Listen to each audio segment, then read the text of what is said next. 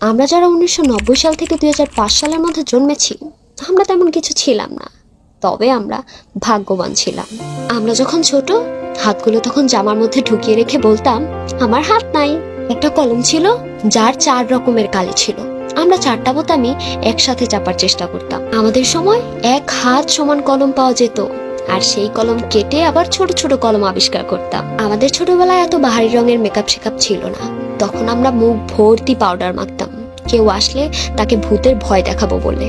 রাতে যখন হাঁটতাম তখন ভাবতাম, আমি যেখানে যাই আকাশের চাঁদটাও কেন আমার সাথে যায়। কারেন্টের সুইচ অন অফ না করে মাঝামাঝি অবস্থানে রাখলে কি হয় সেইটা খুঁজতাম। স্কুলে যাওয়ার সময় সবাই একসাথে দৌড়াদৌড়ি করে যেতাম। ইভেন কত কম্পিটিশন করেছি। ক্লাসের সবার কলম একসাথে করে তারপর কলম ঠোকাঠুকি খেলতাম। আর খাতা আর কলম দিয়ে কত চোর ডাকাত ধরেছি।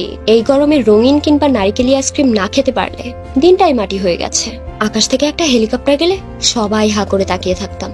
স্কুল ছুটি দিলে দৌড়ে বাসায় যেতাম, সিসিংপুর, মিনার কার্টুন এগুলো দেখবো বলে। ফলের বিচি খেয়ে ফেললে দুশ্চিন্তায় পড়ে যেতাম, পেটের মধ্যে গাছ হবে কিনা এইটা ভেবে। আবার যদি কারো মাথার সাথে একটা ধাক্কা লাগে তাহলে আরেকটা ধাক্কা দিতাম। যদি একটা সিংহ যায় এটা ভেবে। কেউ যদি বসে থাকতো তাহলে তার মাথার উপর দিয়ে লাফ দিতাম, সে যেন আর লম্বা না হতে পারে। আমাদের বিকেল মানেই ছিল কুতকুত, গোল্লাছুট, কানামাছি, একই ঋতু। এগুলো না খেললে যেন বিকেলটাই মাটি হয়ে যেত। ডিসেম্বর মাস আর পুরো শীতকালটা আমাদের সময় অনেক রঙিন